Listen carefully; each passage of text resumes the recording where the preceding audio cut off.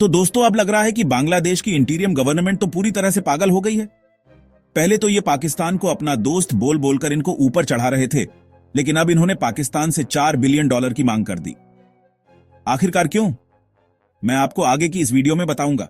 अब यहां पर बांग्लादेश, जो पाकिस्तान को अभी तक अपना दोस्त मानते हुए इनको बढ़ा चढ़ाकर बहुत अच्छी खासी तारीफ कर रहा था, कि तुरंत यू टर्न मारते हुए इन्होंने पाकिस्तान को कहा कि चलो अब आप दो हमको $4.32 बिलियन। इतनी बड़ी डिमांड इन्होंने कर दी, वो भी ऐसे देश पर जो कि भीख से चलता है। खैर, अब इस डिमांड के पीछे का राज ये है कि बेसिकली पाकिस्तान कह रहा है कि यहां पर इन्होंने 1971 वॉर ऑन लिबरेशन में बहुत ज्यादा अट्रॉसिटीज फैला दी थी। लगभग 3 मिलियन बांग्लादेशियों को मारा गया था यह वॉर के दौरान, और इसी की भरपाई अब यह मांगना चाहते हैं। जो विक्टिम्स थे उनको पूरा एड प्रोवाइड किया जाना चाहिए, और 4.32 बिलियन की इन्होंने एक बहुत बड़ी मांग कर दी है। तो वहीं दूसरी तरफ पाकिस्तान की तरफ से अभी तक कोई बयान नहीं आया, पर लग भी नहीं रहा ये फूटी कौड़ी दे भी पाएंगे, क्योंकि इनकी पूरी की पूरी इकोनॉमी IMF के बेल आउट पर चल रही है, और बाहर के UAE और कई तमाम सऊदी अरेबिया जैसे मिडिल ईस्ट कंट्रीज के द्वारा दिए गए चंदे पर ही चल रही है। ऐसे में $4.32 बिलियन यह देश कैसे दे पाएगा? सो अब देखने लायक होगा कि पाकिस्तान की तरफ से यहां पर क्या रिएक्शन आता है। तेजस और साउथ कोरिया का एक फाइटर जेट है FA-50। इन दोनों के बीच में बड़ी लड़ाई छिड़ी थी, क्योंकि मलेशिया और इजिप्ट में यह बेचना था, लेकिन यहां पर बहुत ज्यादा करप्ट प्रैक्टिसेस किए गए और तेजस को यहां पर बैक ड्रॉ कर दिया गया। आखिरकार क्यों, यह भी मैं आपको आगे इस वीडियो में बताऊंगा। हमारी अगली खबर मलेशिया और इजिप्ट की तरफ से आ रही है। अब इनको चाहिए थे फाइटर जेट्स, तो भारत ने कहा कि चलो आप हमारा तेजस लाइट कॉम्बैट फाइटर जेट ले सकते हो, तो वहीं साउथ कोरिया ने अपना FA-50 इनको ऑफर किया। बट यहां पर काफी अच्छा खासा यहां पर सारे कुछ टेक्निकल स्पेक्स हमारे तेजस के निकल कर आए, लेकिन उसके बावजूद भी यहां पर साउथ कोरिया के FA-50 को चूज किया गया। सो मलेशिया में ही अब यहां पर बहुत ज्यादा आवाज गूंजने लग गई है कि मलेशिया में corrupt practices, illegally influence decisions लिए गए थे। यहां पर बेसिकली पीछे यह सारा कुछ ब्लैक मनी लिया गया, और तब जाकर यहां पर प्रायोरिटी दे दी साउथ कोरिया द्वारा डेवलप किए गए इस FA-15 ग्लोबल ईगल को। तो वहीं दूसरी तरफ अब इजिप्ट में भी यहां पर आवाज निकलनी स्टार्ट हो गई है कि कैसे करप्ट आर्गुमेंट्स यहां पर ला लाकर ऐसे फाइटर जेट्स को हम तवज्जो दे रहे हैं, ना कि फेयर प्रैक्टिस हम कर रहे हैं। वैसे आपको बता दूं कि इजिप्ट का भी बहुत बड़ा ऑनर्डर है। बेसिकली इन्होंने 70 फाइटर जेट्स लोकली मैन्युफैक्चर करने का प्लान किया है, और 36 ये साउथ कोरिया से प्रोक्योर करेंगे। तो बहुत बड़ा ऑनर्डर है ये, और इनके जो पुराने F-16 ब्लॉक्स हैं इन सबको ये रिप्लेस ही कर देना चाहते हैं।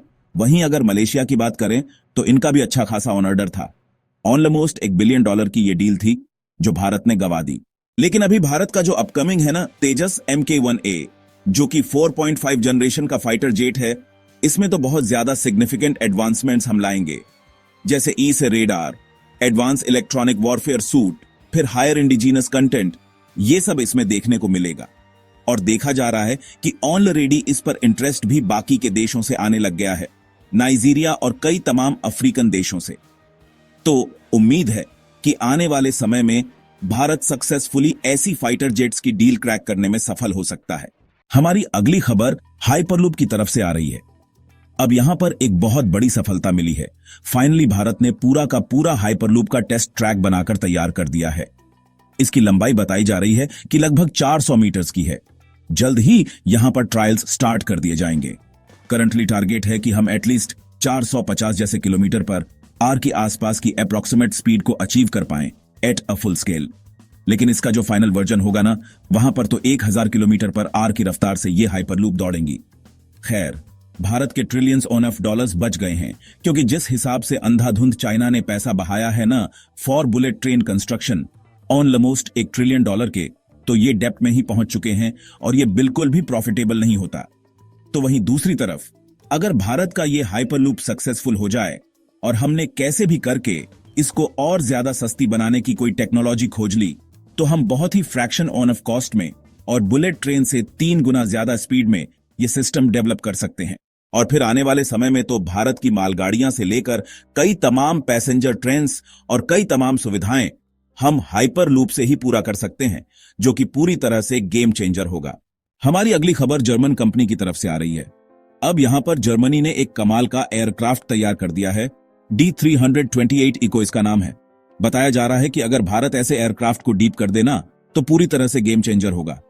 क्योंकि मैं आपको बताता हूं क्या रीजंस है। सबसे पहले तो भारत की जो उड़ान स्कीम है, इसके अंतर्गत हम चाहते हैं कि भारत का हर एक नागरिक एयरप्लेन के सफर को अफोर्ड कर पाए, और इसी रीजन के चलते यहां पर अगर हम जर्मनी द्वारा डेवलप किए गए इस एयरक्राफ्ट को प्रोक्योर करते हैं ना, सबसे पहले तो इसका बड़ा बेनिफिट यह है कि यह बहुत ही ज्यादा फ्यूल एफिशिएंट है, और इसी रीजन के चलते 30% यहां पर कॉस्ट को हम इजीली कट डाउन कर सकते हैं। दूसरा, इसकी कैपेसिटी भी अच्छी खासी है, 40 सीटर है। तो जो आसपास के रीजन्स हैं जहां पर शॉर्टर रनवेज है, रिमोट कम्युनिकेशन हमको प्रोवाइड कराना है, ऐसे में तो यह पूरी तरह से परफेक्ट है। पैसेंजर कंफर्ट और सस्टेनेबल एविएशन फ्यूल यह यूज करता है, जो कि भारत द्वारा बनाए गए किसानों द्वारा जो यह परली हो और कई तमाम ऐसे वेस्ट है, इनको एक्सट्रैक्ट करके हम यह बना सकते हैं। तो बहुत ही ज्यादा यह सस्टेनेबल मिशन हो सकता है अगर भारत इसमें अपने इंडिजिनस कंटेंट्स को और डालकर इसको लोकली मैन्युफैक्चर करना स्टार्ट कर दे। खैर, यह बहुत बड़ा प्रोजेक्ट होगा, लेकिन भारत को अच्छी खासी नेगोशिएशन करनी चाहिए जर्मनी से for this kind of aircrafts. हमारी अगली खबर एचएल की तरफ से आ रही है। अब यहां पर भारत एरोस्पेस में एक नया रिवॉल्यूशन लाना चाहता है विद 3D प्रिंटिंग टेक्नोलॉजी, और इसी रीजन के चलते एचएल ने एक बड़ा अनाउंसमेंट किया है कि एक सिग्निफिकेंट इन्वेस्टमेंट करने जा रहे हैं 2-3 टेक्नोलॉजीज में। सबसे पहले तो होगा advance techniques for laser powered bed fuse, और दूसरा होगा डायरेक्टेड एनर्जी डिपोजिशन। दोनों ही टेक्नोलॉजीज का मेन मकसद तो यही है कि 3D प्रिंटिंग करके हमको टाइटेनियम जैसे ऐसे शक्तिशाली अलॉयस हो गए या स्टील के अलॉयस हो गए, ये सारा कुछ इनके कॉम्पोनेंट्स मैन्युफैक्चर करके एरोस्पेस कंपनियों को प्रोवाइड कराना है।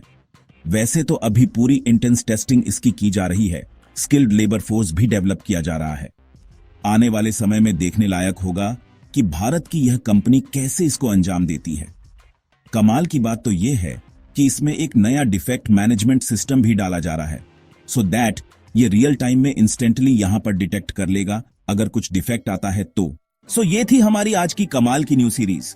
आई होप कि आपको आज की ये सीरीज पसंद आई हो, और प्लीज एक लाइक करना मत भूलिएगा।